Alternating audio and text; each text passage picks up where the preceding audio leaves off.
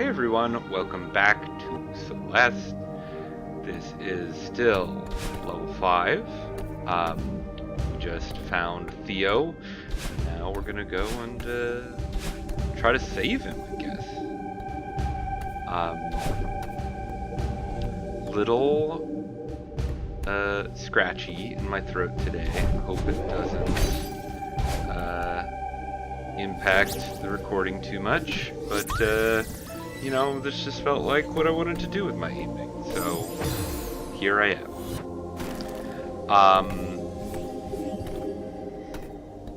This part here is, I think, where I missed the most strawberries in this level. There are a lot of paths to go, and I didn't know which one was the correct one, so I just kind of moved on.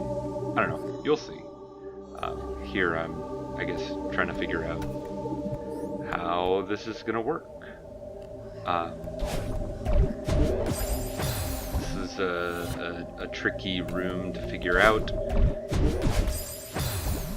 because you kind of have to seed the room, S-E-E-D, by doing a little dash just to clear the way, and then, you know, took me a while to figure out kind of what that second jump is gonna have to look like. That one here, which I just died trying to do. Yeah, a lot of deaths like that. There were a fair number of deaths on this room. I'm gonna save some of them for just me.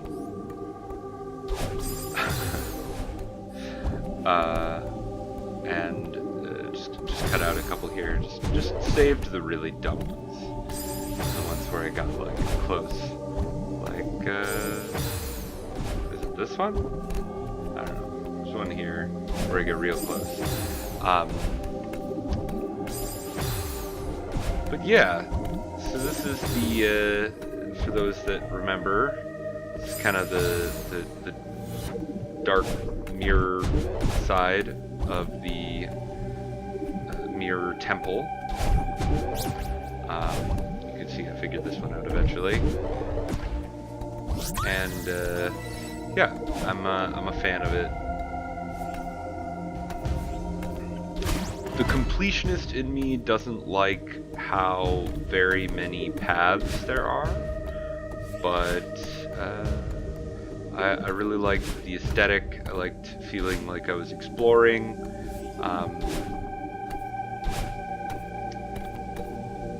See, look, it's 2 keys. They're just dangling there, taunting you.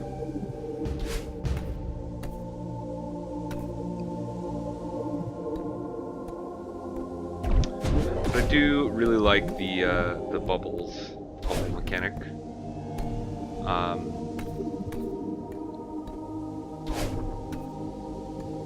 And I do also like these sliding blocks. I think you know, there's a lot of similar mechanics floating around in this game. You know, it's not terribly unique. But I feel like it's used in an interesting way, and it means there's like an extra layer of planning that goes into each room. Got one of those keys. I wonder if it's like Mario Maker and you can carry as many keys as you want. I'm not sure. And the floating tentacle monsters still suck. They're not my favorite mechanic here. Use one of those keys to open this. Oh, and we're gonna get eaten by a tentacle monster. Not really sure what the monsters are supposed to represent.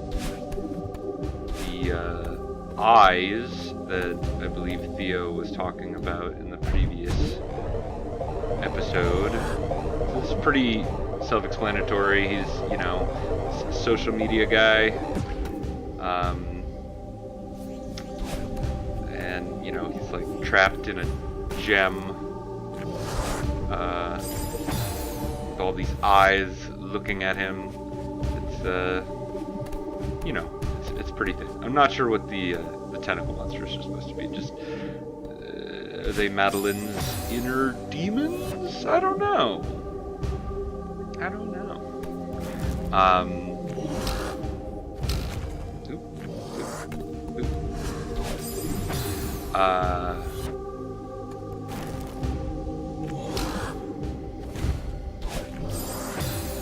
Here I've got to figure out the wall dash. What happens over there? Figured it out. Juke this monster. I do like that the time slows down a bit when you get close to one of the monsters. Makes it a little easier to maneuver.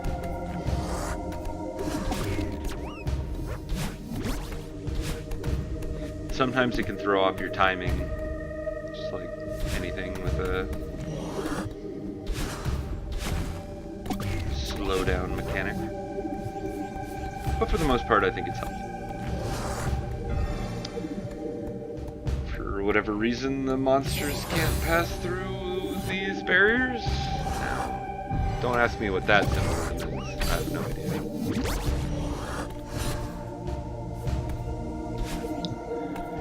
So, I'm not sure if it's different colored blocks or something, but in this room you'll see some of the blocks don't respawn. First of all, it is super annoying trying to get these things to hit these blocks.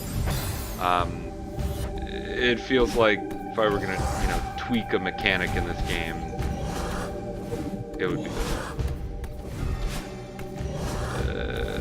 Definitely a couple of times in editing this music I considered finding out whether Yakety Sax was Creative Commons. You know, maybe could play it over some of these fun segments of dashing back and forth, trying to avoid the tentacle monsters.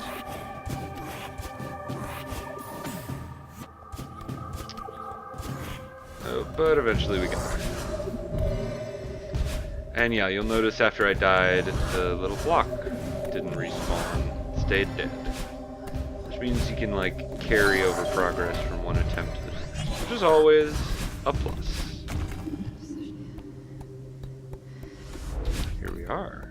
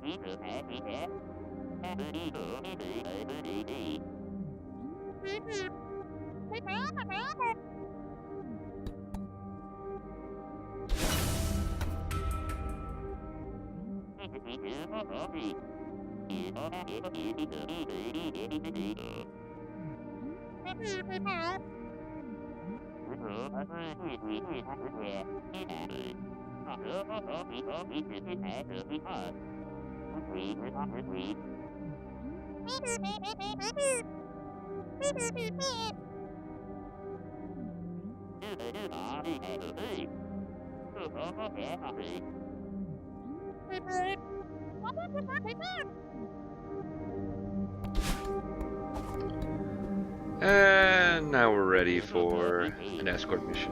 See you next time.